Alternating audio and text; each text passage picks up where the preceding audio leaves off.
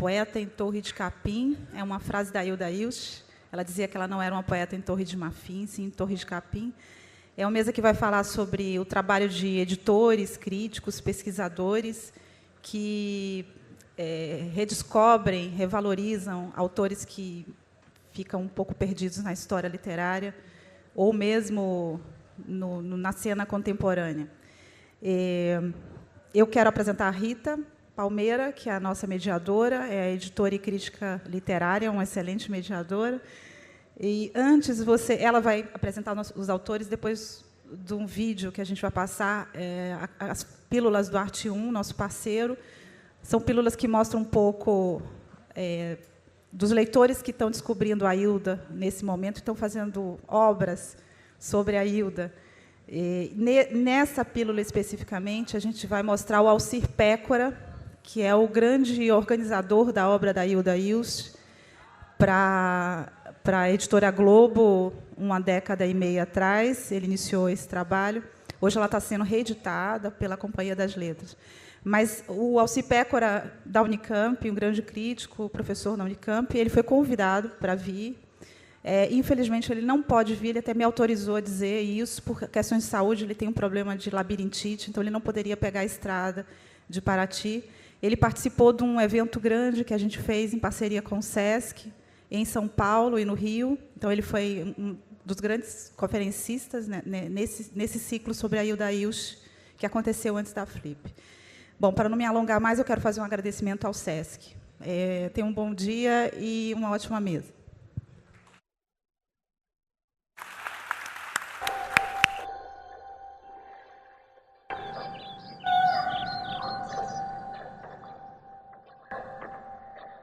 Acho que, além de uma escritora, eu vejo a Hilda como uma pensadora. É uma pensadora que pensou o homem, no século XX, né? E pensou essa situação do homem no mundo. Essa pergunta o tempo todo que ela faz, está no mundo fazendo o quê? Se entregando à banalidade do cotidiano, ou você tem essa busca do cotidiano ser diferente? Uma vez ela me chamou com urgência, dizendo que eu tinha que ir até a casa dela, né? E ela me mostrou que tinha aparecido uma figura no banheiro dela, né? Mas, na verdade, era uma figura como aparece, sabe, o limo no banheiro. E ela disse, olha, é o Camões. Porque ela dizia, olha, esse olho aqui está fechado. Aí eu, entrando um pouco na brincadeira dela, disse, não, Hilda, não pode ser o Camões, deve ser o Cervantes, então, porque o olho é errado, o olho que ele tá, que é cego é o contrário. E ela falou, será? Quer dizer, ela parece levar a sério, de fato, essas coisas.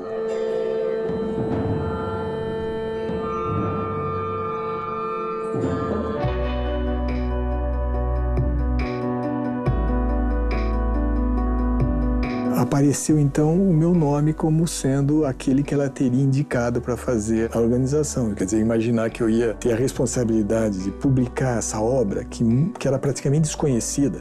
É uma obra que nunca tinha tido nenhum tipo de edição ampla, comercial, com grande distribuição, e muitas dessas obras que eu tinha colocado, né, que eu ia colocar, eram absolutamente desconhecidas. Ela mesma não tinha. Quer dizer, coisas que ela tinha escrito e que ela tinha perdido, porque ela era completamente... A casa dela era open house, entendeu?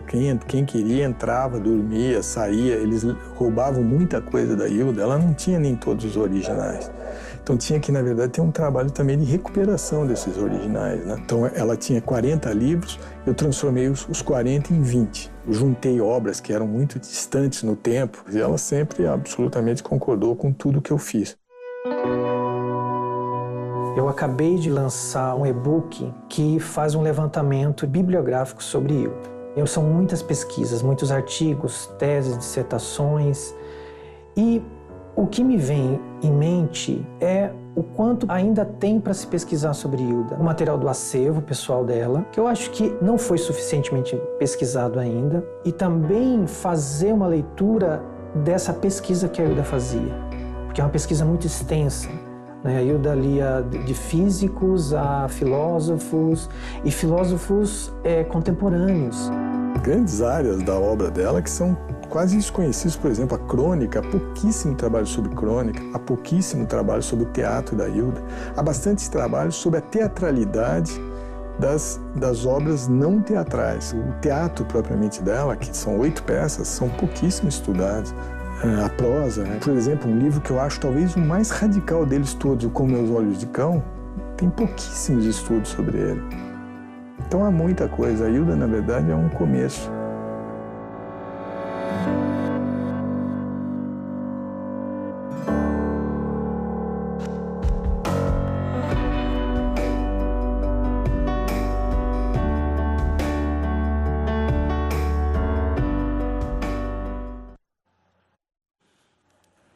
Bom dia a todas e todos.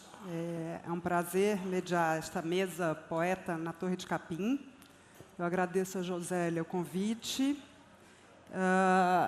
Essa é uma mesa particular, porque, além da apresentação dos convidados de praxe, a Lígia Ferreira e o Ricardo Domenech, será necessário apresentar também os autores dos quais eles vão tratar. Afinal, essa é uma mesa que discute autores cuja obra é desconhecida do público em geral. Eu estou falando aqui do Luiz Gama e da Hilda Machado, né? Nossa segunda Hilda aqui da manhã. O Luiz Gama, que nasceu em 1830 e morreu em 1882, é mais conhecido por sua atuação política como abolicionista, mas foi também um talentoso poeta, como a Lígia vai falar melhor. Trata-se de uma figura incontornável para pensar não só as questões políticas do século XIX, mas também literárias. No entanto, até hoje é pouco referido pela historiografia literária nacional. A Hilda Machado nasceu em 51, morreu em 2007. Foi uma poeta contemporânea, cuja produção, que não é muito extensa, foi pouquíssimo conhecida em vida. Era pesquisadora e diretora de cinema, e também é por essas atividades que costuma ser lembrada. Mas, enfim, as duas pessoas que podem falar, as mais qualificadas para falar desses dois autores, estão aqui ao meu lado, e eu não vou demorar a passar a palavra a elas. O Ricardo e a Lígia têm trajetórias bastante diferentes, mas ambas são marcadas por longas estadas no exterior e pelo garimpo de poetas talentosos. Acho que isso é uma marca que vai aparecer na nossa conversa. A Lígia Ferreira é paulistana e professora da Unifesp, onde ela dá aulas de literatura e língua francesa. Morou muitos anos na França, onde fez seu mestrado. A tese de doutorado, também feita na França, é sobre a vida e a obra do Luiz Gama. Ela é autora de Primeiras Trovas Burlescas de Luiz Gama e Outros Poemas, um livro fundamental que trouxe à luz para muita gente a obra do Luiz Gama. O próprio Ricardo, a gente falava ontem sobre isso. Saiu pela Martins Fontes em 2000, esse livro. E esse aqui, com a palavra Luiz Gama, Poemas, Artigos, Cartas e Máximas, que saiu pela imprensa oficial em 2011, e acho que foi reimpresso esse ano ou ano passado? Esse ano. O Ricardo Domenech é paulista de Bebedouro, mas está há tantos anos em Berlim que descobrimos ontem, já nem mesmo cumprimenta a moda paulista com um beijinho só. É escritor, autor de vários livros de poesia, eu cito apenas alguns: Ciclo do Amante Substituível, de 2012, Medir com as Próprias Mãos a Febre, de 2015. É autor também de livros de contos, seu A Sombra da Aboboreira saiu no ano passado. Tem romance, Manual para Melodrama, também do ano passado. E eu menciono apenas realmente alguns dos seus livros mais recentes. Todos esses que eu mencionei saíram pelas 7 Letras. Foi um dos editores da revista Modo de Usar, que acabou também no ano passado, mas que ainda está online e reúne uma quantidade enorme de informações sobre gente muito talentosa, inclusive do passado, como Luiz Gama, e sobre a nossa Hilda homenageada. Junto com Fabiano Calixto, com Marília Garcia e Angélica Freitas. Ele tem um blog, onde posta os seus poemas, e, não bastasse tudo isso, é também performer e DJ, aposentado, como ele esclareceu ontem também. Neste ano, saiu pela 34 o livro Nuvens, da Hilda Machado, a poeta sobre a qual ele vai falar, e em que ele reuniu, cotejou, editou esses poemas da Hilda Machado. Então, eu vou fazer uma primeira pergunta a eles, e aí à medida que a conversa avançar, eles vão lendo um pouquinho do que eles trouxeram para a conversa de hoje. Muito obrigada pela presença de vocês. Eu queria perguntar primeiro para vocês o seguinte: o Luiz Gama é mais conhecido por seu papel como um importante abolicionista e participou da campanha republicana, apesar de não ter vivido para ver nenhuma das duas coisas acontecerem, né? Muito mais do que por seu trabalho poético. A Ailda Machado é mais conhecida pelo trabalho com e sobre cinema.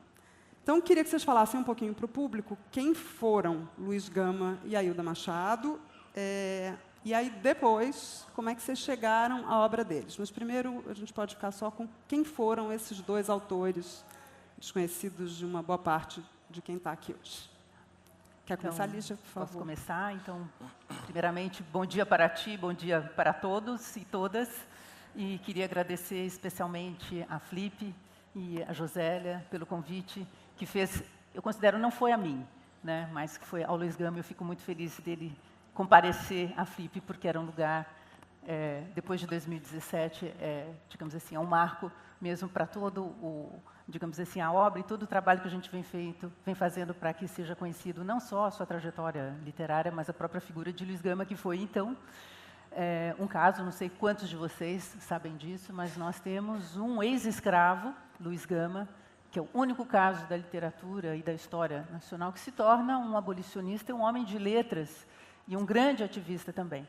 Não é? Eu acho que nós todos aqui assistimos, lá em 2013 ou 2014, 12 anos de escravidão. Luiz Gama, desses intelectuais negros, o único que passou pela experiência da escravidão. Isso daqui é uma questão muito importante, né? Esse dado, a sua cor, o seu corpo, a sua vivência, a sua escrita, a sua escrevivência, para a gente pegar aí um conceito da Conceição Evaristo, vão estar marcadas em toda a sua produção. Então, ele nasceu na Bahia, você já falou, e foi uma pessoa que fez essa trajetória bastante incomum dentro da nossa, digamos assim, da vida brasileira, e ele vai se marcar como homem de letras, como abolicionista. Aliás, 2018, essa Flip coincide com 130 anos da abolição. Luiz Gama foi, talvez alguns já saibam, nomeado esse ano, por decreto federal, herói da pátria e patrono da abolição.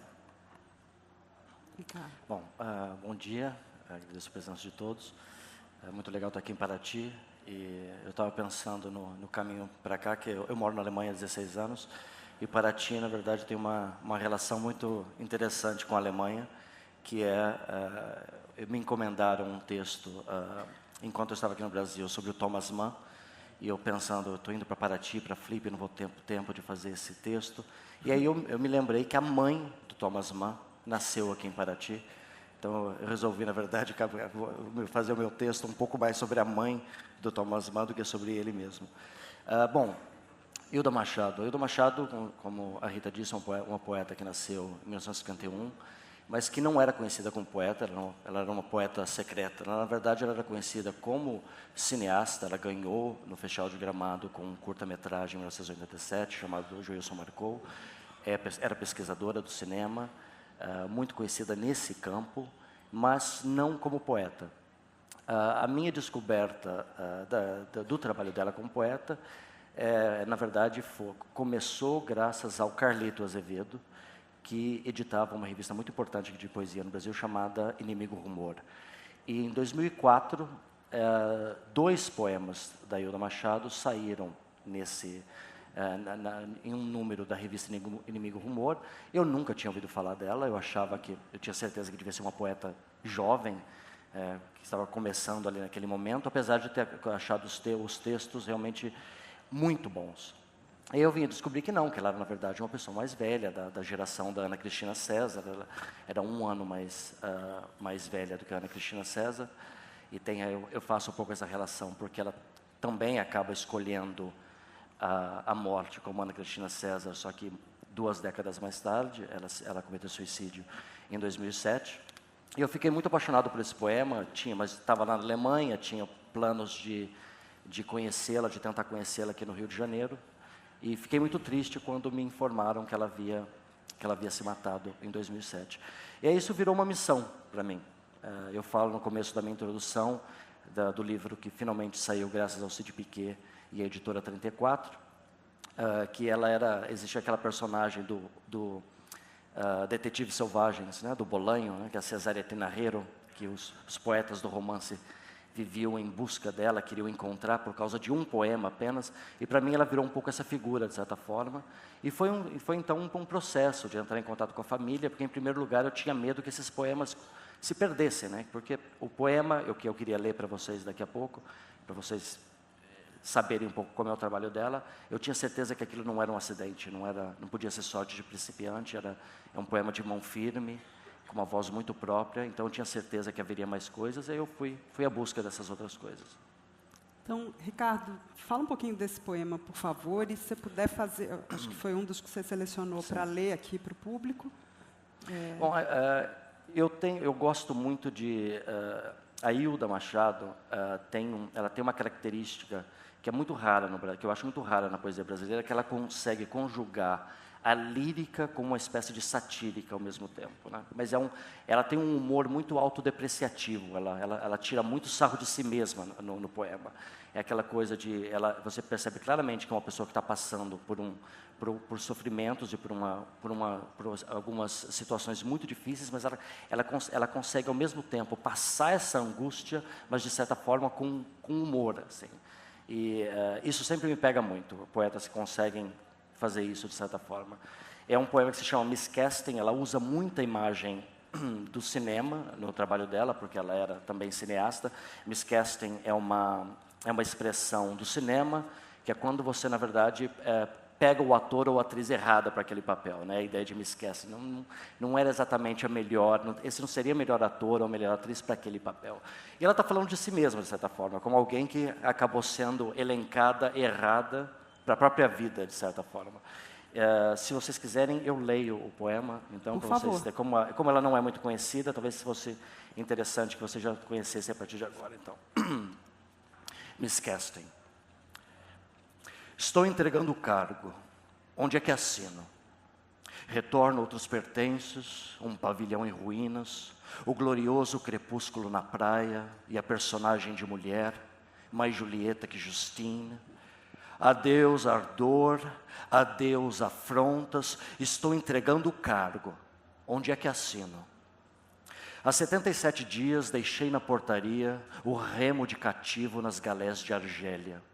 Uma garrafa de vodka vazia, 5 meses de luxúria, despido luto na esquina, um ovo, feliz ano novo, bem-vindo outro. Como é que abre esse champanhe? Como se ri? Mas o cavaleiro de espadas voltou a galope, armou a sua armadilha, cisco no olho da caolha, a sua vitória de pirro, cidades fortificadas, 1000 torres escaladas por memórias inimigas, eu, a amada, eu, a sábia, eu, a traída. Agora, finalmente, estou renunciando ao pacto. Rasgo o contrato, devolvo a fita, me vendeu gato por lebre, paródia por filme francês, a atriz coadjuvante é uma canastra, a cena da queda é o mesmo castelo de cartas, o herói chega dizendo ter perdido a chave, a barba de mais de 3 dias. Vim devolver o homem, assino onde? O peito desse cavaleiro não é de aço, a sua armadura é um galão de tinta inútil, similar paraguaio, fraco abusado, suflê falhado e palavra fútil. Seu peito de cavalheiro, porta sem campainha, telefone que não responde, só tropeça em velhos recados, positivo, câmbio, não adianta insistir onde não há ninguém em casa. Os joelhos ainda esfolados, lambendo os dedos, procuro por compressas frias. Ó céu brilhante do exílio, que terra, que tribo produziu o teatrinho troll colado à minha boca? Onde é que fica essa tomada? Onde desliga?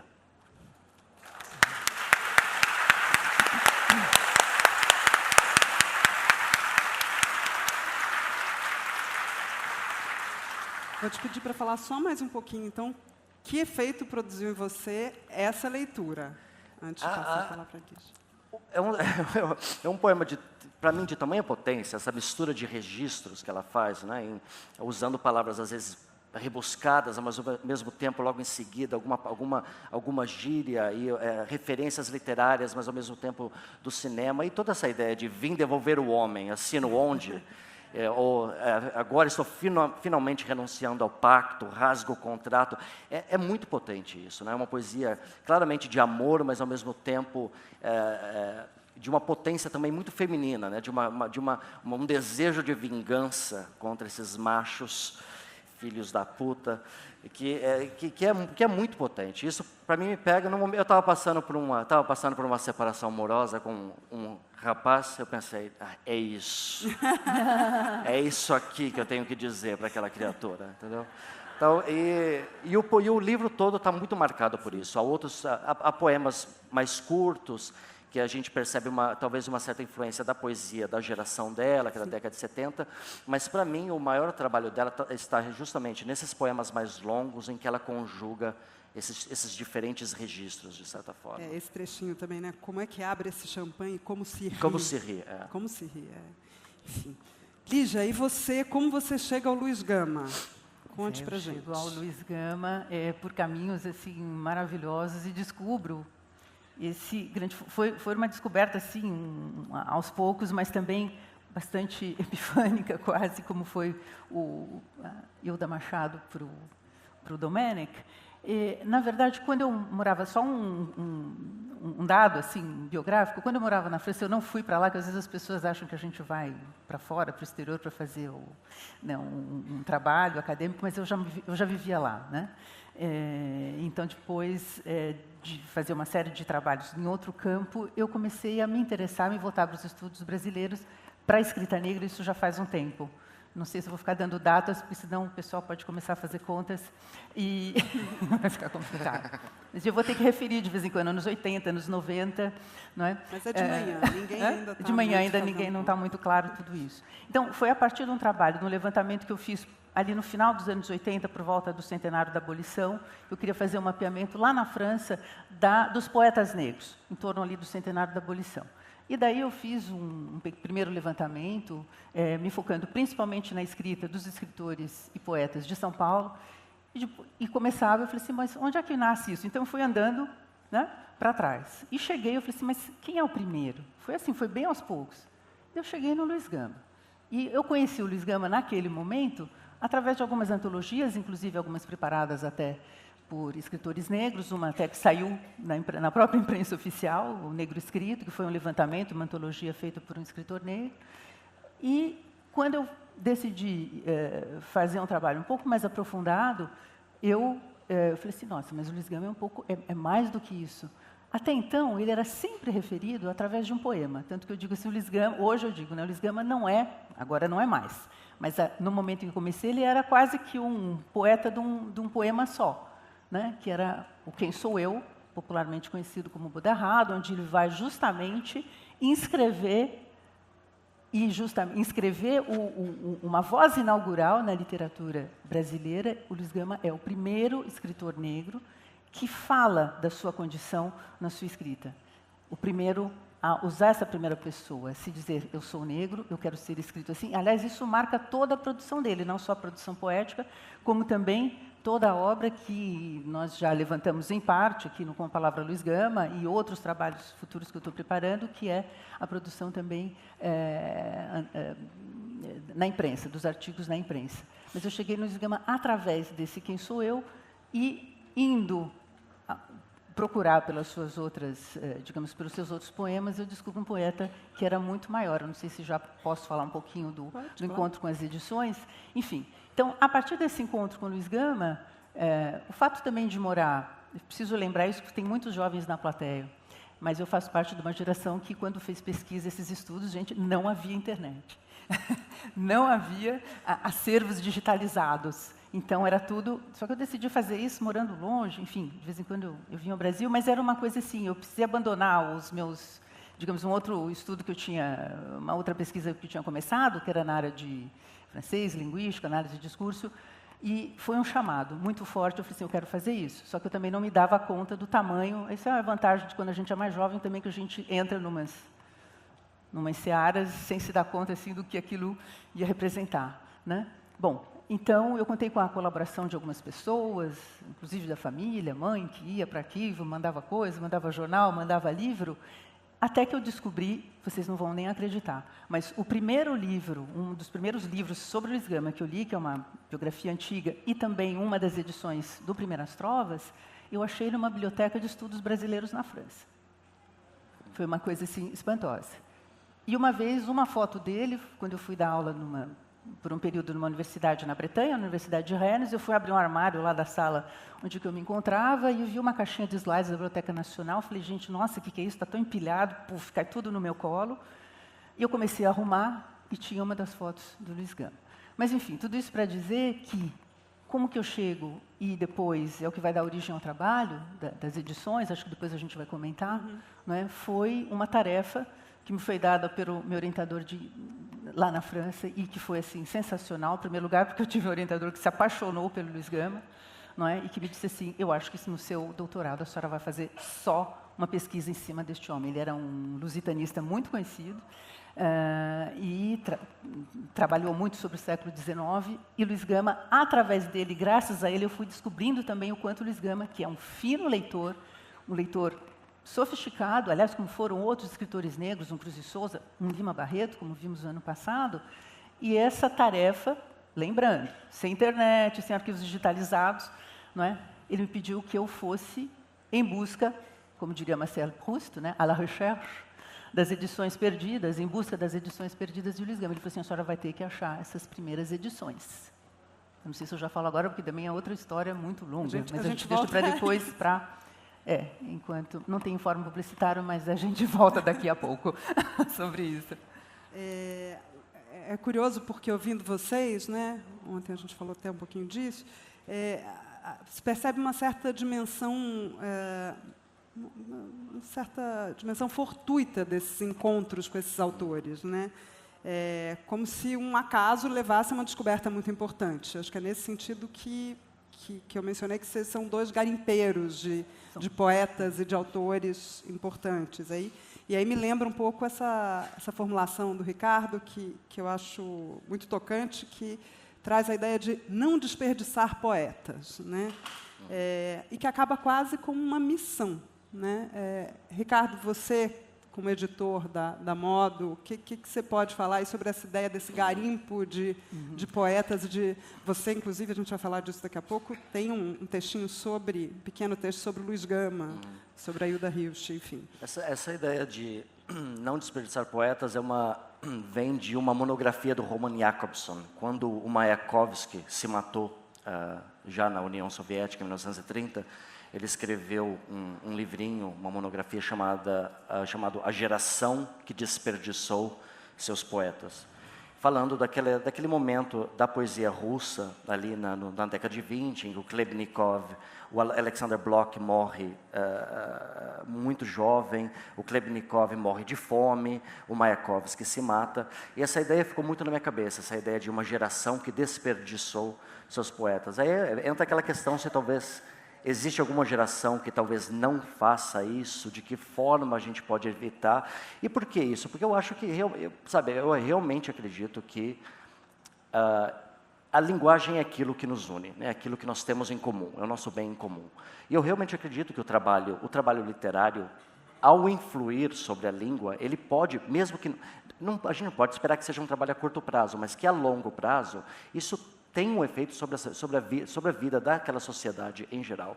E sobre a vida das pessoas que leem em primeiro lugar. É claro que todo mundo que está aqui, eu acredito que é porque é apaixonada por livros e porque esses livros os transformaram, né?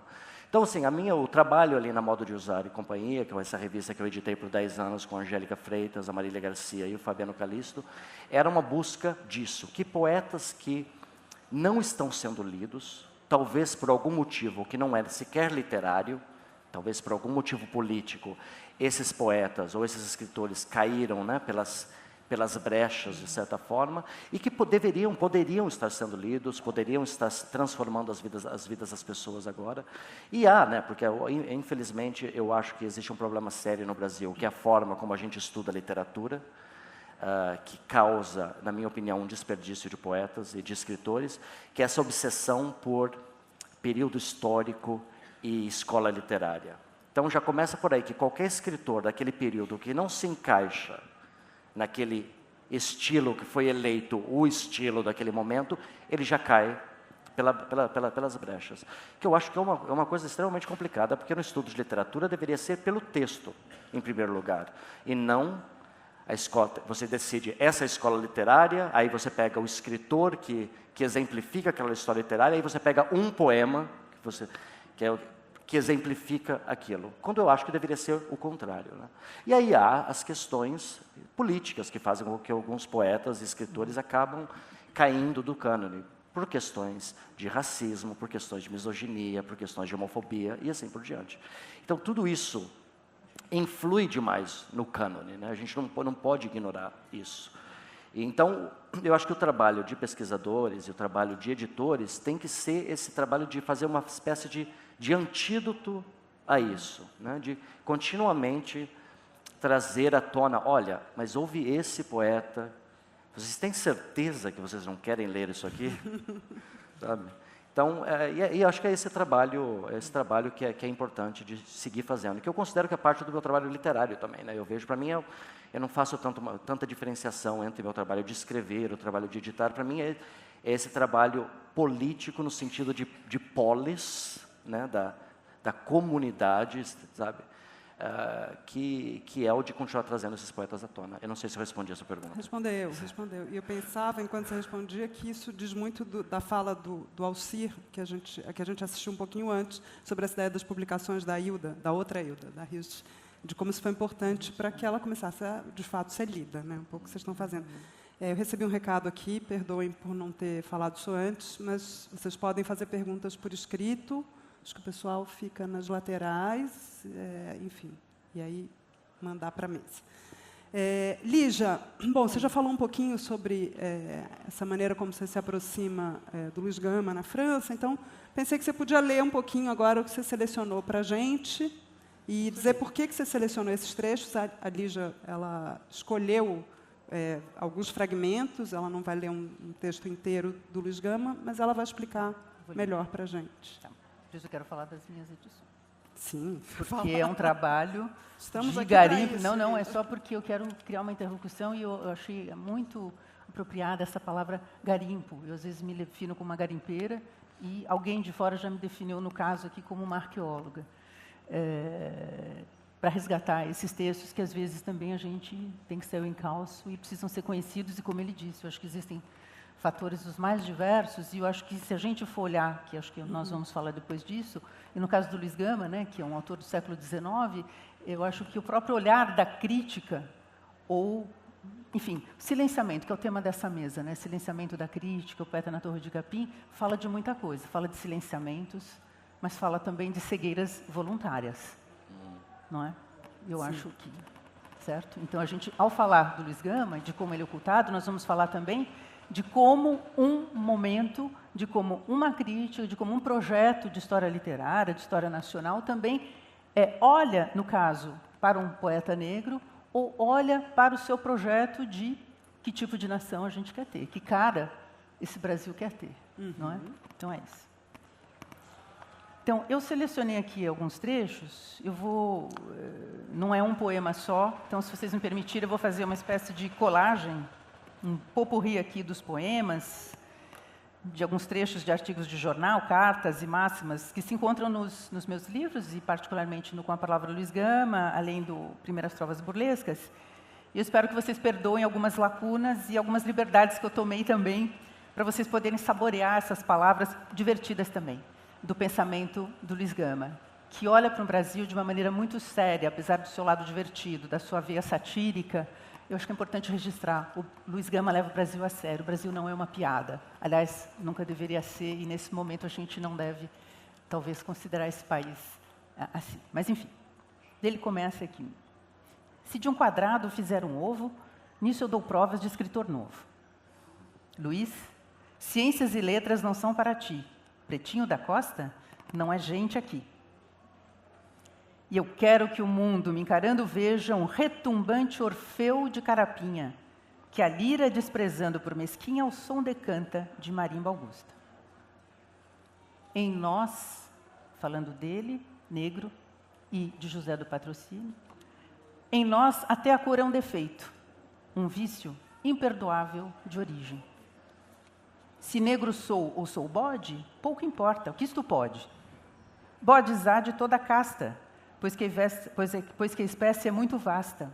Há cinzentos, arrajados, baios, pampas e malhados, bodes negros, bodes brancos, sejamos todos francos, uns plebeus e outros nobres, bodes ricos, bodes pobres, aqui, nesta boa terra, marram todos, tudo berra.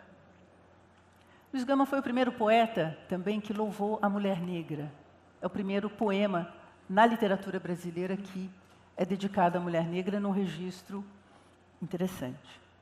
E ele diz assim: meus amores são lindos, cor da noite, recamada de estrelas rutilantes. Tão formosa, crioula, ou tétis negra, tem por olhos 2 astros cintilantes. A voz traduz lascívia que arrebata, é coisa de sentir, não de contar.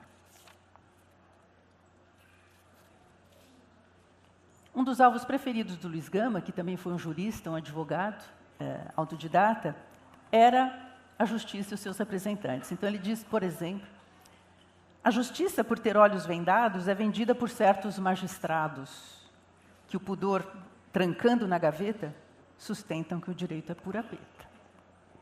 A gente está falando de 1859. Alguma coisa mudou? Tem um refrão dele num outro poema em que ele diz assim: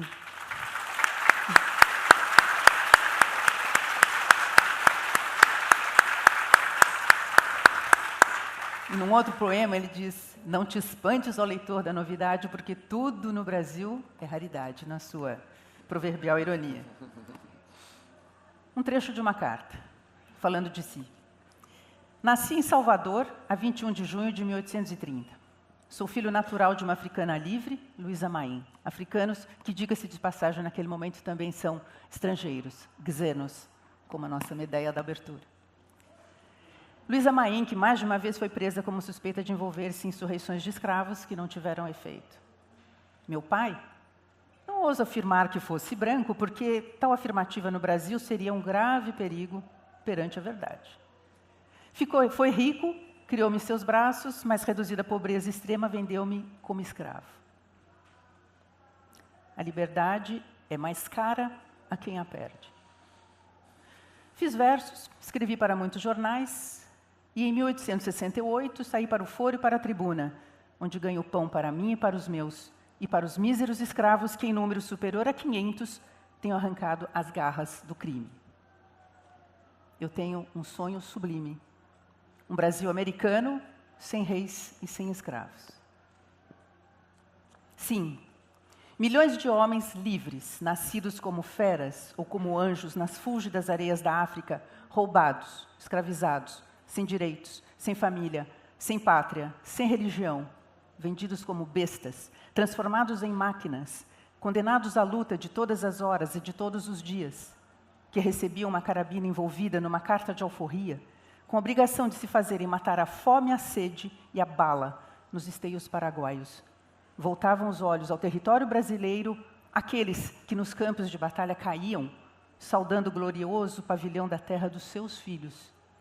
Essas vítimas, que com seu sangue, com seu trabalho, com a sua bravura, com a sua própria miséria, construíram a grandeza desta nação, jamais encontraram quem, dirigindo um movimento espontâneo e desinteressado, lhes quebrasse os grilhões do cativeiro.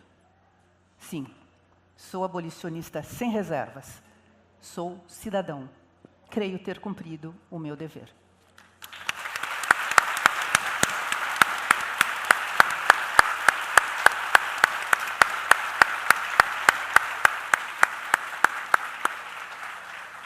Lígia, se você pudesse só, então, falar um pouquinho mais, acho que, explicar um pouquinho mais a biografia do Luiz Gama, rapidamente, assim, né?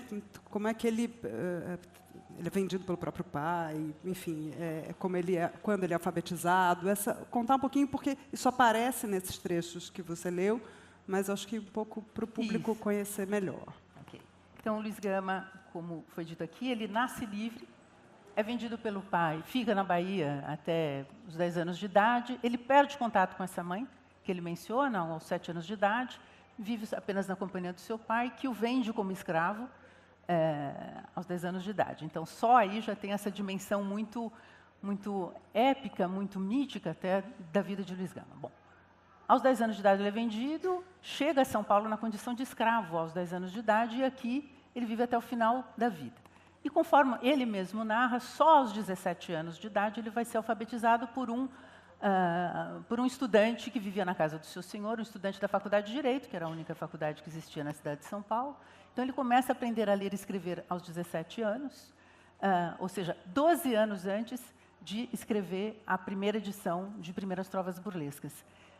Aos 18 anos, ele também envolve um certo clima de mistério, ele diz ter conseguido as provas de ter nascido livre, o que é uma coisa difícil de ver. Vocês se lembram, acho que quem viu ali o 12 anos de escravidão, e aqui no Brasil era a mesma coisa, você voltar atrás nessa situação era uma coisa muito difícil, você reverter isso. A partir daí, então, dessa liberdade resgatada, e eu diria assim, o Luiz Gama, ele vai, digamos assim, ele vai ao encalço de todas as liberdades, e uma delas, a primeira também, era a liberdade que lhe dá a escrita, a conquista dessa palavra que vai se tornar a sua arma principal, e que ele, digamos assim, da qual ele se investe de uma maneira brilhante. Bom, a partir daí, então, ele lança a sua obra, Primeiras Trovas Burlescas, suas edições, uma em São Paulo, uma no Rio de Janeiro, 2 edições bem diferentes, depois a gente pode falar disso. Ele vai atuar como pequeno funcionário público em 1868, que é uma data marcante para ele, 68, 69, ou seja, estamos aí há 150 anos, não é? Ele abraça, ele sofre uma perseguição política por uma questão, enfim, que envolve ali a derrocada do Partido Conservador, do Partido Liberal, a ascensão dos conservadores no Brasil. Nada mudou. Não é? Então, ele também perde o seu trabalho, é perseguido, mas, nesse momento, ele também encontra muitos amigos, alguns grupos liberais que serão os futuros republicanos. E ele passa a atuar e tem uma atuação destacada na imprensa paulistana. Inclusive, o nome de Luiz Gama está ligado a várias frentes, né? A história da literatura, a história da imprensa, de uma imprensa, inclusive, da primeira imprensa, digamos, órgãos de imprensa ilustrados da cidade de São Paulo, no Diabo Coxo, Gabriel, que ele atua ao lado do Ângelo Agostini, que depois vai para o Rio de Janeiro e cria uma das principais revistas do final do Império e depois da República, não é? E a partir dos anos 60 já, ou seja, como eu costumo repetir e reforçar, 20 anos antes da abolição e 20 anos da República, Luiz Gama, que é um dos republicanos de primeira hora, a gente não pode esquecer isso, não é? Ele tem uma atuação constante, como ele diz, no foro e na tribuna, ou seja, num jornalismo que é uma extensão, quando a gente olha para aquele século XIX, da prática literária também. É por isso que a escrita de Luiz Gama, quando a gente fala de obra de Luiz Gama, além desta aqui que a gente não pode esquecer, ou seja, das Primeiras Trovas Burlescas, a obra dele, o legado dele é muito maior e inclui também a sua escrita jornalística e de outros gêneros. Então, a partir daí, ele vai se tornando, aos poucos, um destino improvável de quem nasce como escravo, resgata a liberdade, como eu disse a vocês no início, é o único caso que nós temos no Brasil, e, aliás, se estivéssemos nos Estados Unidos, já ia ter, né, gente, um belo filme, né, a exemplo do que foi o 12 anos de escravidão, ou Amistades, né, porque a história de Luiz Gama, na verdade, ela abarca, quem passar por São Paulo, quem for a São Paulo, a vida de Luiz Gama é uma história afro-atlântica. Se a gente pensar na sua ancestralidade, nos escravos, nesses africanos para os quais ele vai ter um olhar muito, muito especial, não é? Então, a vida dele, os seus escritos, eu quando fui ver essa exposição que está em São Paulo agora, eu falei assim, gente, aliás, ele também está lá. Eu falei assim, isso aqui é Luiz Gama, a gente precisa olhar para essas outras, digamos, artes conjuntamente. Então, a partir daí, ele tem uma ascensão muito, do ponto de vista político, do ponto de vista... Quando a gente fala social, não tem a ver com social-econômico. Ele abraça esse ideário republicano. Luiz Gama ele vai ser muito reverenciado pelos republicanos, que também são maçons, ali em São Paulo. A gente está numa cidade, aliás, quando eu retornei a Paraty, mas dessa vez eu falei, gente, o símbolo maçônico ali na entrada de Paraty. E ele foi um destacado maçom naquele momento, que tem uma de linha republicana, liberal. Então, o nome dele fica muito marcado a essas várias frentes de atuação. Eu te falei, estava conversando ontem com vocês, não é? O Luiz Gama, assim, cada dia mais ele me surpreende. Então, eu vou descobrindo facetas e facetas e facetas, num levantamento também mais recente, que vai ser publicado, acho que até o final do ano, início do ano. A gente descobre também um Luiz Gama, que é fundador de bibliotecas, criador de uma biblioteca popular na cidade de São Paulo, que é professor e que esteve à frente da criação de cursos destinados a pessoas livres, pobres, né, seriam os cursos populares, e que também recebiam alguns escravos, como ele diz, sempre com a autorização dos seus senhores, porque, do contrário, não se podia alfabetizar um escravo. Bom, vamos trazer o Ricardo um pouquinho para a conversa sobre o Luiz Gama, antes de voltar para a Hilda. O Ricardo, em 2011, escreveu, na Modo de Usar, está lá, quem quiser pode procurar, sobre o Luiz Gama, o seguinte, eu vou ler um trechinho pequeno, mas é que eu quero que ele comente o fim desse trechinho. O ótimo poeta Luiz Gama dedicou-se a uma escrita crítico-satírica e de escárnio invectivo que, muito além do modernismo do Grupo de 22, tantas vezes infantilmente celebratório, segue, como nos melhores textos destes gigantes do século XIX, a mostrar a inviabilidade crônica do projeto de nação no qual as elites estúpidas deste país ainda insistem, às custas da exclusão de tantos. Os textos de Luiz Gama, Corpo Santo, Sapateiro Silva, Machado de Assis, Raul Pompeia, Souza Andrade e Cruz e Souza não se querem mitos da fundação, mas crônicas do afundanço. E aí? Como é que você vê o Luiz Gama? Então, a pergunta nesse texto, eu estava tentando fazer uma oposição entre aqueles que nós chamamos de modernistas e aqueles que eu gostaria de chamar de, na verdade, os nossos primeiros escritores modernos, que são esses escritores do fim do século XIX. Não há como pensar Machado de Assis como não sendo um escritor já moderno. Eu acredito que a modernidade literária no Brasil surge já ali no fim do século XIX, naquelas 2 últimas décadas, no finzinho já do Império, com a publicação, por exemplo, do Memórias Póstumas de Brás Cubas, em 81. E a crítica que eu fazia é que eu acredito que a gente está passando por um momento no Brasil em que nós teríamos melhores guias nesses escritores do fim do século XIX, que eram extremamente críticos ao que eles estavam vendo ao redor, do que nos modernistas de 22, que, de certa forma, que tiveram uma importância, acho que tiveram uma importância política muito grande naquele momento, mas o tom demasiadamente celebratório, né, dos modernistas não é exatamente o que a gente está precisando agora. Acho que a gente precisa agora de um Raul Pompeia que termina o Ateneu com o personagem tacando fogo no colégio, né? Ou a poesia extremamente satírica do Luiz Gama, que você lê algum, como o Barão da Borracheira, por exemplo, certos poemas satíricos dele, e você fala, como os trechos que você leu, que você fala, o Brasil realmente não parece mudar a partir do século XIX em diante, né? Então, eu acho que os ativistas do movimento negro, as ativistas do movimento feminista fizeram um trabalho extremamente importante nesses últimos anos de negar certos mitos nossos, né, esses nossos mitos da fundação, a ideia da democracia racial e assim por diante, a celebração da mestiçagem em oposição à pureza étnica dos europeus e assim por diante, que são coisas que no fim desse século XX, no começo do século XXI, estavam realmente atrapalhando a conversa, né, atrapalhando a nossa conversa sobre o racismo que existe no Brasil, atrapalhando a conversa sobre a misoginia que existe no Brasil, a homofobia e assim por diante. Que quando o fato do brasileiro se acreditar tão tolerante torna muito difícil a conversa sobre os preconceitos que há no Brasil. Porque se o país nem acredita que os preconceitos existem, como é que você vai mudar esses preconceitos? Eu acho que isso já mudou, né?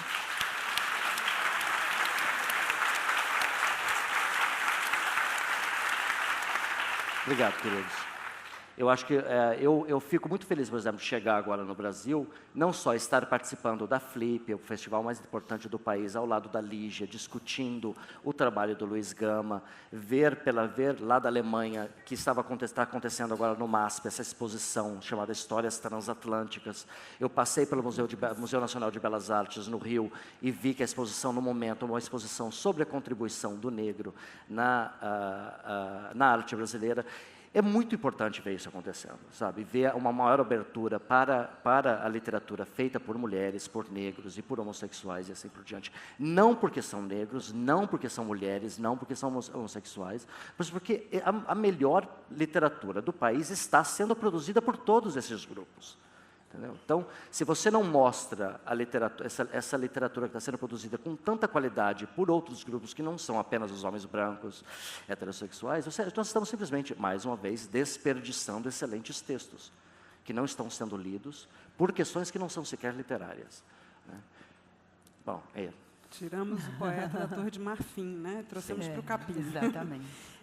Ricardo, então, vamos voltar um pouquinho para a Hilda Machado.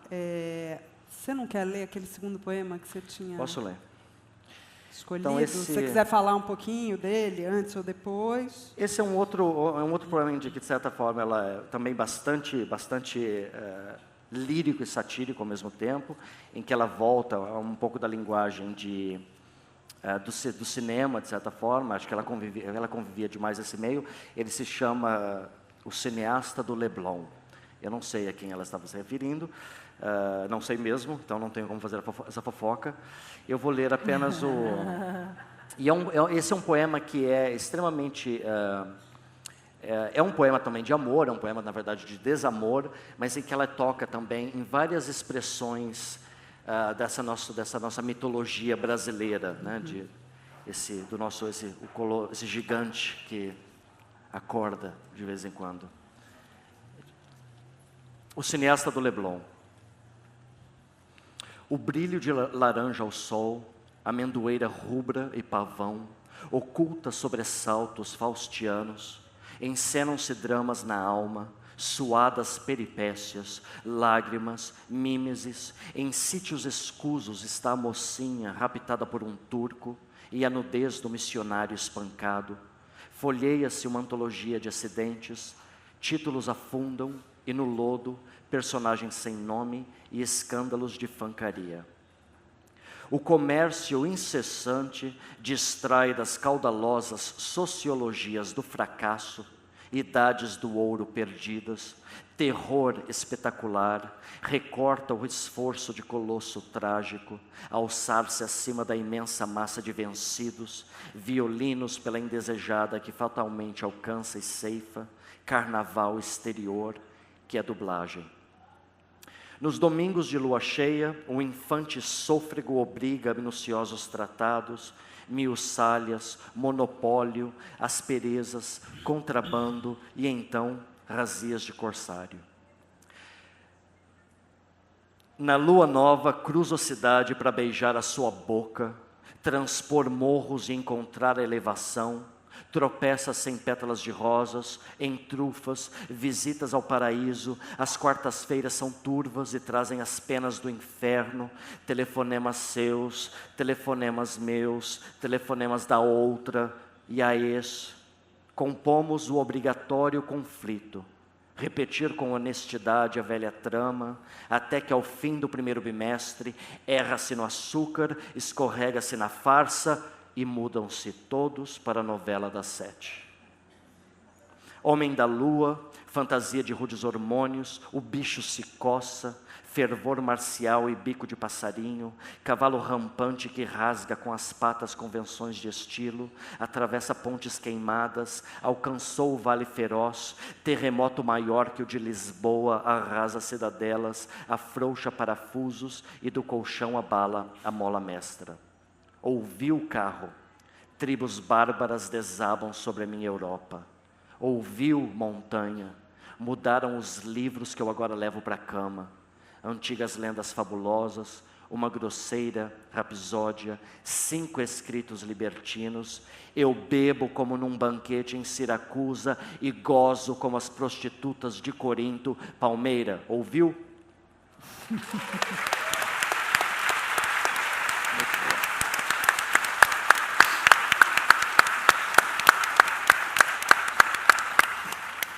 Ricardo, se puder falar só um pouquinho de como foi esse processo de edição, porque você fez um cotejo, você foi reunindo, para quem ainda não viu o livro, né, você dividiu em algumas partes, tem o que ela tinha deixado separado, inclusive registrado na Biblioteca Nacional. Se você puder falar um pouquinho disso para o pessoal entender. Em 2004 saíram 2 poemas na Inimigo Rumor. Quando, em 2007, eu soube da morte dela, eu pensei, meu Deus, o que vai acontecer com esses poemas, se eu não sabia qual era a relação dela com a família, se havia alguém que ia proteger esses arquivos em algum computador. Conversando com o Carlito Azevedo, eu soube que, na verdade, ela havia mandado para ele um arquivo com mais poemas. Ele publicou 2, porque eram várias pessoas na revista, mas ele ainda tinha esse arquivo com mais 9 poemas. Aí eu peguei esses 9 poemas e publiquei na Modo de Usar, na versão impressa.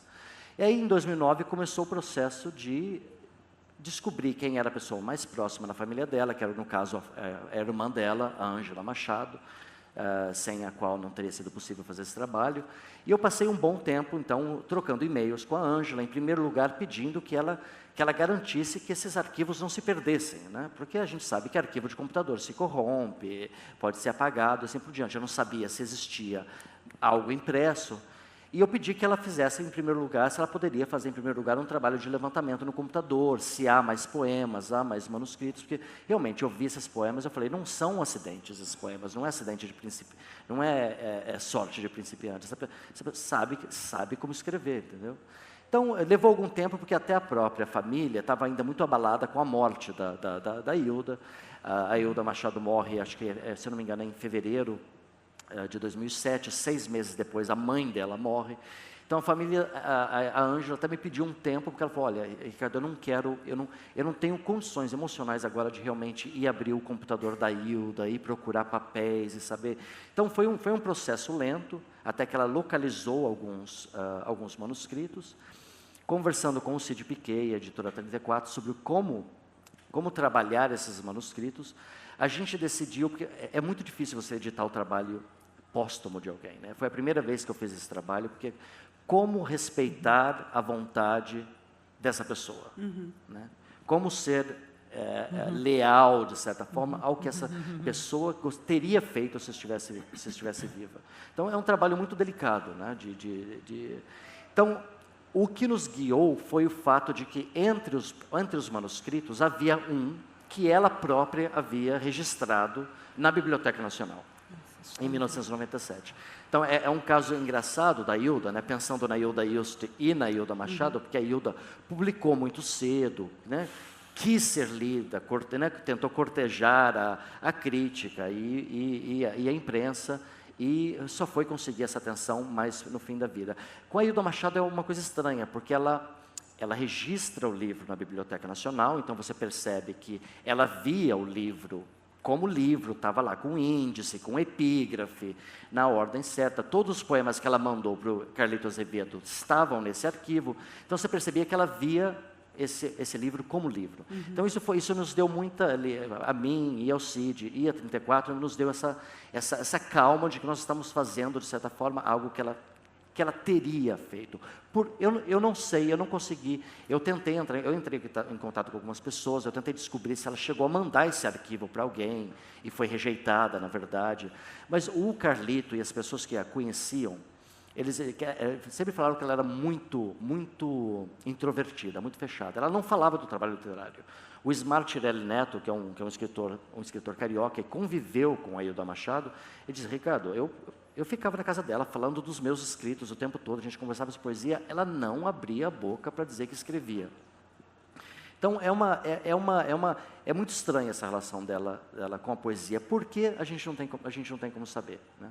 Mas mesmo ali no Rio, com as pessoas, ela vivia ali na Berinjela, na livraria Berinjela, na leiteria mineira, com os poetas ali da década de 90 e tal, e sempre muito atenta, e ouvindo as conversas sobre poesia, e fazia algum comentário muito pontual.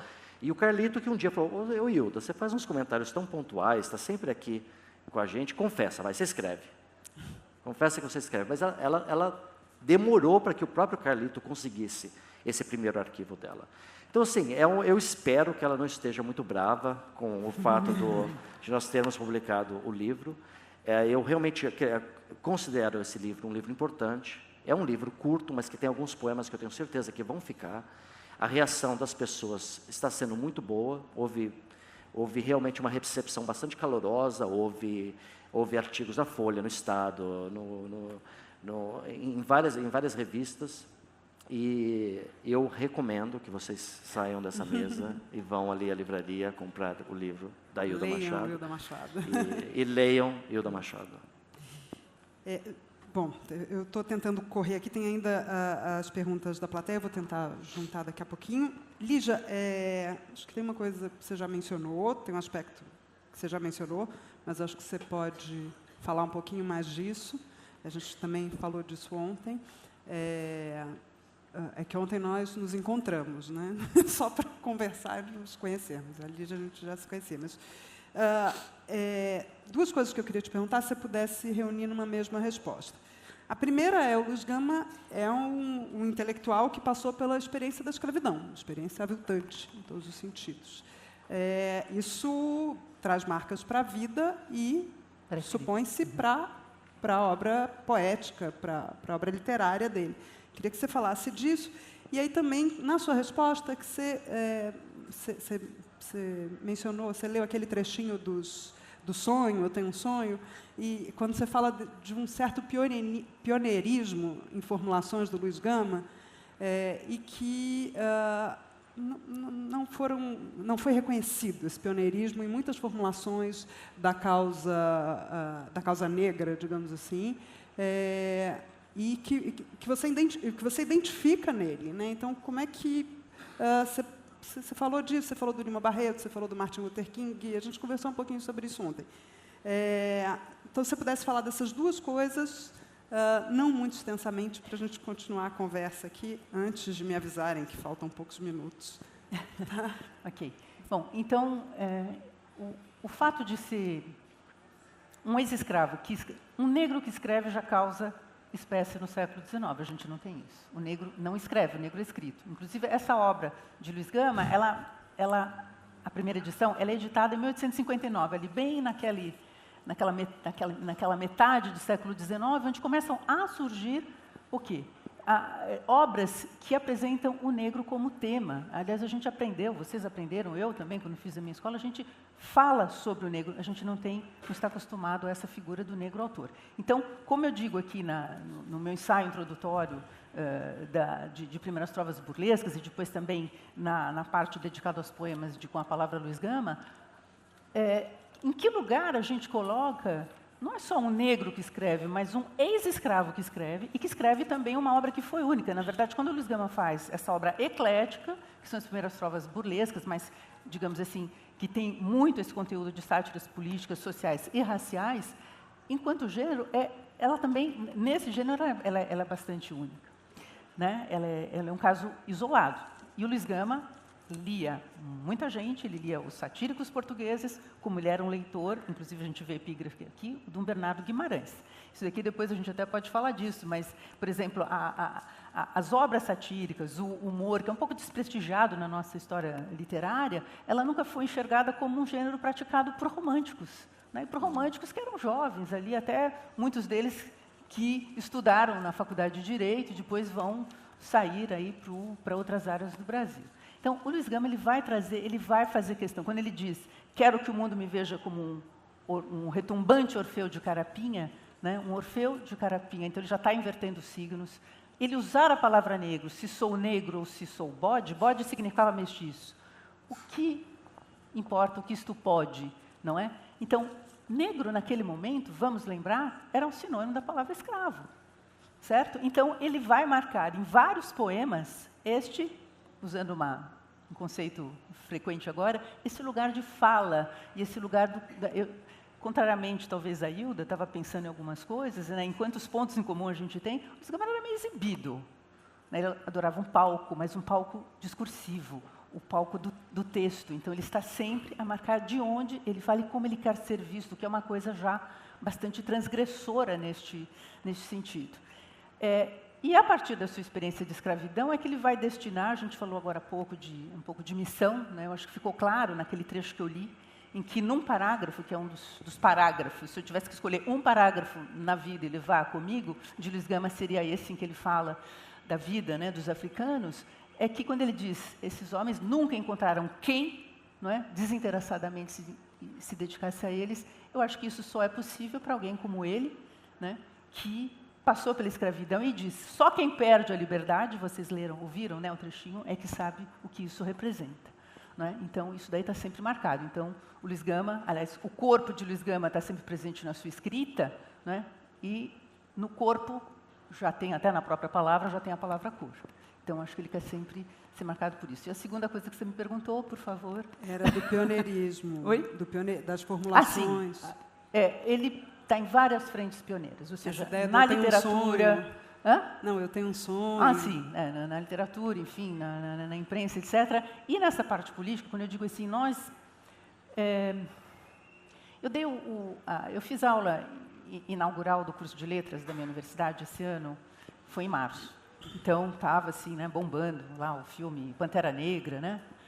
E eu dizia para os nossos calouros lá, eu falei assim, gente, com todo respeito, eu tinha ido ver o filme, logicamente, né? O reino de Wakanda é aqui. O nosso herói, aliás, o Luiz Gama tinha acabado de ser decretado o herói da pátria, eu falei, a gente tem um herói, a gente não conhece. Né? Nada contra os outros, mas vamos olhar para essa riqueza que nós temos, não é? E eu acho que é muito curioso, quando eu comecei a estudar o Luiz Gama, de ver como é que eu posso dizer, uma série de aproximações que eu podia fazer com o Martin Luther King, por exemplo, inclusive essa questão de 100 anos de distância, né? Direitos civis aqui no Brasil, porque o Luiz Gama, assim como ele vai, através da sua atuação jurídica e como republicano, ele faz parte de uma geração que vai mexer e vai ajudar a transformar isso aqui. Embora ele não tenha assistido nem a abolição nem a república, ele faz parte de um grupo que vai contribuir para essa grande reforma, para essa grande mudança que... Eu acho que é a grande mudança que marca a história contemporânea do Brasil ainda hoje. Né? A gente está tentando, e vai lá e ele opta pelo movimento social. Ele se coloca ao lado do movimento, digamos assim, né, das rebeliões, ele vai ajudar através do direito, como foi Martin Luther King também. Né? Então, eles ambos se usam do direito, ambos mexem, digamos assim, no que seria a campanha pelos direitos civis, pela igualdade, não é? E uma outra coisa é que também o Luiz Gama ele olha não só para a questão brasileira, mas para a questão internacional, como o Martin Luther King fez. O Martin Luther King foi um pensador radical. O Luiz Gama foi preso, ele também foi preso. O Luiz Gama foi perseguido. Martin Luther King também o foi. E o Martin Luther King vai mexer e tocar quando ele começa, bom, por várias questões, mas a hora que ele também põe a mão e começa a falar e a meter o bico ali na Guerra do Vietnã, ele mexe em questões fundamentais, ele ataca as premissas da democracia americana, né? Assim como Luiz Gama questionava, né, a sociedade imperial, né, de modo geral. Então, ele tinha um sonho também, e ele repete isso muitas vezes, em vários textos, um texto pessoal, que é uma carta ao filho, depois em outros escritos. E quando ele diz, o meu sonho é um Brasil americano, quando ele está falando americano aqui, não é só, também no sentido do continente, mas um Brasil americano, ou seja, que adotasse o modelo da república, de uma república baseada na igualdade. Tudo bem que eu não encontrei muitas críticas à questão do negro depois nos Estados Unidos, mas ele, como boa parte de seus correligionários naquele momento, olham, e principalmente partindo, né, de São Paulo, para esse modelo federativo. Então, ele está falando de uma república federativa e um Brasil sem reis, antimonarquista ferrenho e sem escravos. Liberdade, igualdade, fraternidade. Ele é um herdeiro das luzes, como muitos homens daquele momento. Não sei se eu respondi a sua pergunta. Respondeu. Bom, olha, eu estou impressionada com a quantidade de questões que chegaram. Peço desculpas porque não vai dar tempo de fazer todas elas, mas uma das coisas melhores da Flip é que os autores estão por aí circulando, vão sair caminhando, então vocês podem conversar diretamente com eles. Eu vou fazer algumas, assim, condensar algumas delas aqui, inclusive para o Ricardo, uma das perguntas que eu tinha para ele. Vou pedir para que vocês sejam muito breves, não vou conseguir fazer todas, mas olha o interesse que as pessoas têm em escutar vocês dois. Então, eu quero fazer uma última pergunta. Eu já recebi aquele recadinho de que está quase na hora de acabar. Então, vamos lá. Ricardo, a pergunta é curiosa. Você é um poeta desperdiçado? Poeta o quê? Você é um poeta desperdiçado? Desperdiçado? Quais as palavras poéticas que você traz da sua infância? Eu estou juntando aqui. Olha, em algumas áreas da minha vida eu estou sendo desperdiçado, eu acho, mas como poeta eu não me sinto desperdiçado, não. Acho que eu recebo bastante atenção, estou satisfeito. Então já respondeu. Na verdade, aí uma pergunta de que poetas contemporâneos estão sendo desperdiçados, se você puder mencionar 2 deles. E aí tem uma pergunta minha que a gente não falou muito, apesar de eu ter mencionado isso, da poesia, né, do trabalho do Ricardo como escritor. Então, se você pudesse falar um pouquinho de como se articula a sua poesia com a poesia da Ilda Machado, porque eu acho que esse arrebatamento tem alguma coisa que pega, para além da desilusão amorosa, tem uma questão... Eu vou tentar responder tudo isso, então, de forma... Só uma coisa que eu queria dizer, que eu acho importante dizer antes da gente terminar, porque sobre o tema, né, o silêncio da crítica, 2 coisas que eu queria dizer é o seguinte. Em primeiro lugar, o jornalismo cultural tem obrigação de ser investigativo. Sim. Sim. Então, fica... Aqui agora eu falo isso como poeta, né? Porque essa ideia do gancho, de que você só vai escrever, você tem um gancho porque foi lançado um livro, ou porque é centenário, algo assim, o jornalismo cultural não pode depender, estar preso a isso. Ele tem a obrigação de ser investigativo, descobrir o que há de melhor, mesmo que esteja acontecendo numa cidade minúscula de um canto do país. Ele tem essa obrigação. Outra coisa, parem com essa história de que a poesia brasileira está em crise porque não vende. Nós estamos vivendo um sistema capitalista há tanto tempo que a gente já começou a falar que uma arte, uma forma de arte está em crise porque não vende. Vai ser essa a nossa noção do que é a crise de uma arte?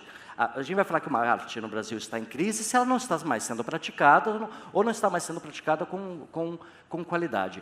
E agora, ela está sendo praticada com qualidade, e o fato dela não vender não é problema nosso que nós estamos produzindo essa arte, entendeu? Quer dizer, é problema...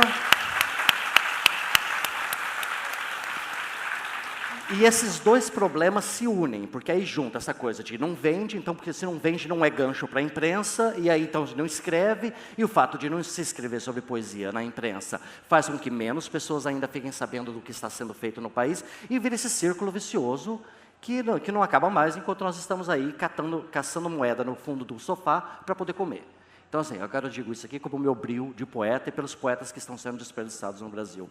Porque há grandes poetas, por exemplo, pensando hoje, quando eu estava vindo para cá, pensando no Luiz Gama, eu vou mencionar um poeta chamado Sebastião Nunes, um poeta negro de Minas Gerais, que também tem uma escrita satírica extremamente mordaz sobre o que está acontecendo no Brasil hoje. Então, eu recomendo, é um poeta que precisa ser descoberto, precisa ser celebrado muito mais no Brasil, porque eu vejo essa ponte entre ele e o Luiz Gama. E há outros, meu Deus, né? O Leonardo Frois, que está escondido esteve aqui na Flip, está escondido lá no sítio dele em Petrópolis ou Teresópolis, um poeta fenomenal, Lu Menezes, vivendo aqui no Rio de Janeiro mesmo, e alguns poetas que morreram há muito pouco tempo, como um poeta negro chamado Adão Ventura, que é um poeta de quem eu gosto muito, que eu estou fazendo muito lobby aí com os amigos editores para ver se eu consigo fazer com que o trabalho dele seja reeditado, e os poetas da minha geração, que alguns são já bastante conhecidos, Angélica Freitas, outras talvez não são tão conhecidas, Eliane Marques, uma poeta negra do Rio Grande do Sul, também de quem eu gosto muito do trabalho. Então são aqui alguns nomes de tanto vivos quanto aqueles que morreram há muito pouco tempo e que deveriam estar sendo lidos. E você e o e a Hilda? Bom, como assim? Bom, com a Hilda Machado. Bom, no meu trabalho, eu me identifico muito com o trabalho da Hilda por eu também praticar essa coisa dessa mescla entre o lírico e o satírico.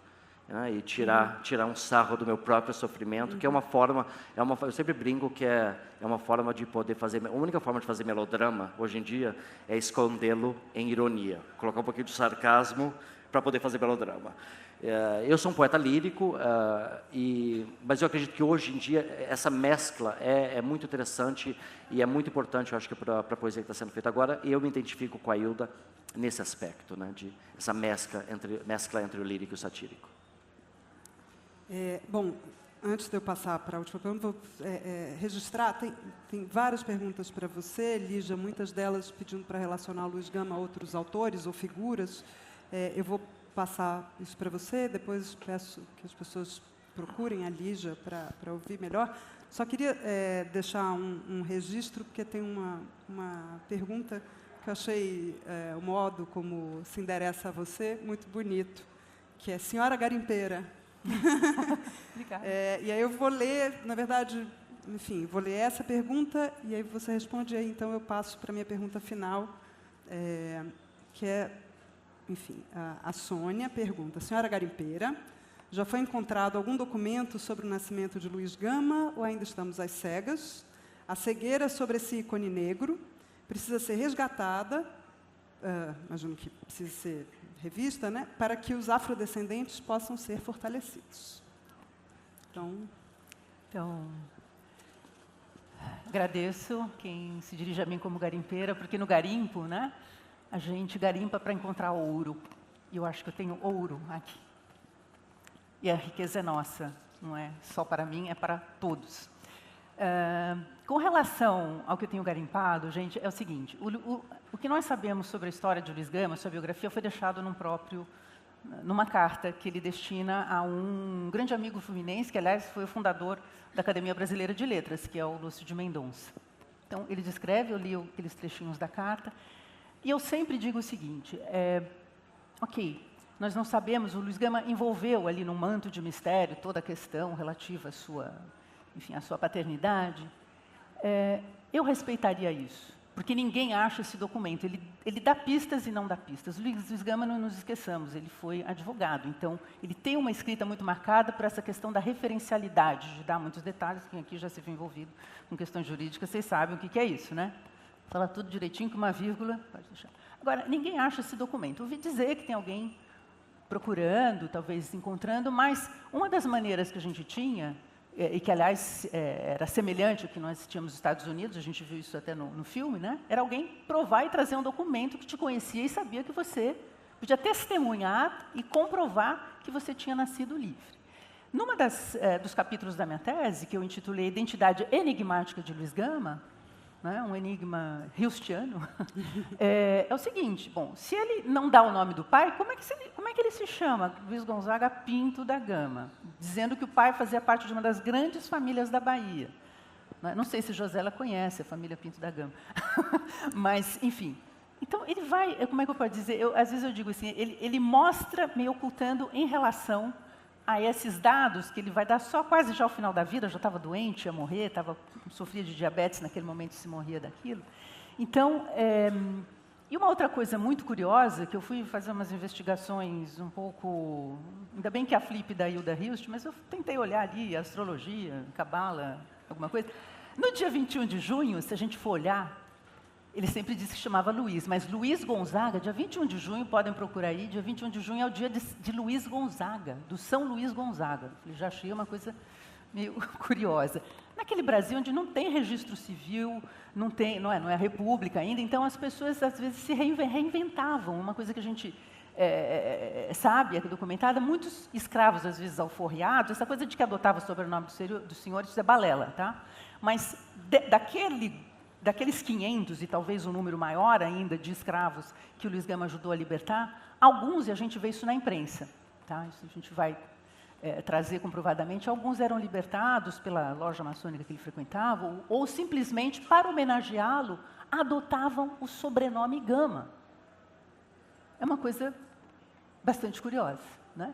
Então, aqui no caso dele, eu acho que fica é bastante, digamos assim, sintomática toda essa questão que é levada, não é? E que ele, digamos assim, o fato, sim, para voltar à questão da biografia, eu diria para vocês, nesse meu garimpo, acho que é para a pessoa que me chamou de garimpeira, o principal legado, senhora garimpeira, e o meu ouro aqui, as minhas pepitas de ouro, como você também descobriu algumas e tem ainda descoberto, eu acho que esse é um aspecto da biografia de Luiz Gama que eu respeito. Acho que todos nós aqui, tenho certeza, que tem dados da nossa biografia que é melhor ficar lá, não é? Fica lá quieto. Tá? Por quê? Porque o que eu quero trazer para o Brasil e para todos nós, e especialmente nesse momento da nação, é que a gente se interesse pelo legado de Luiz Gama. Não interessa como. Por quê? Ele disse, Hilda Machado tirou a própria vida. A gente pode parar nisso e ficar investigando por quê. Não interessa. O que não interessa é essa obra que ela deixou, que você está trazendo. E o legado do Luiz Gama, para mim, é isso aqui. Então, isso daqui é uma coisa muito importante.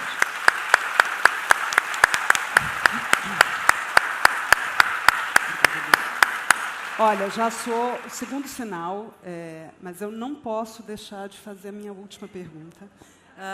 É o seguinte, para encerrar, eu acho que vale lembrar que nesta mesa, de uma só vez, falamos de duas Hildas, e a gente não poderia deixar de comentar da mãe do Luiz Gama, da Luísa Marim, que talvez nem todos saibam, mas foi uma figura central na Revolta dos Malês, em outras revoltas do século XIX, uma figura bem importante. E aí, pensando, então, nessas mulheres, eu tenho uma pergunta para o Ricardo e uma para a Lígia, e aí eu peço que sejam as palavras finais de vocês. Ricardo, o que significa uma flip com essas duas Hildas na programação principal? E, Lígia, eu queria te pedir para falar um pouquinho, brevemente, da Luísa Marim. A gente começa pelo Ricardo. Bom, começo com uma propaganda, que eu me apresento aqui às 5h30 da tarde. Se vocês estiverem por aí, eu vou fazer uma leitura do meu próprio trabalho às 5h30.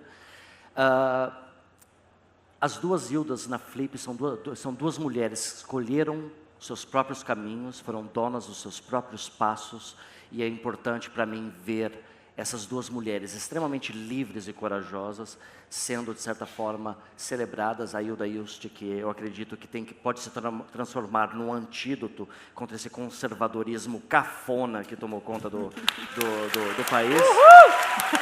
Então,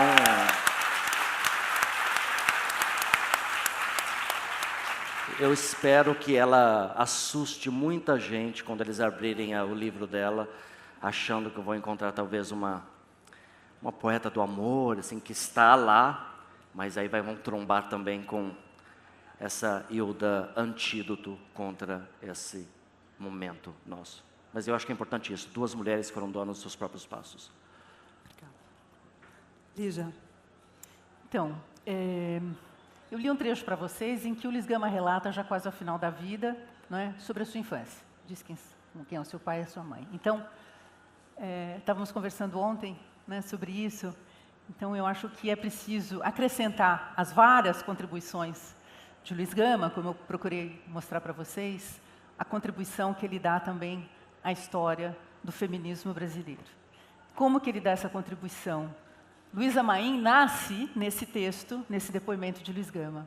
Então, acho que é um caso também muito interessante de um filho que dá à luz à sua mãe. E essa mãe é o símbolo de nós todas, mulheres negras, mulheres Brasil.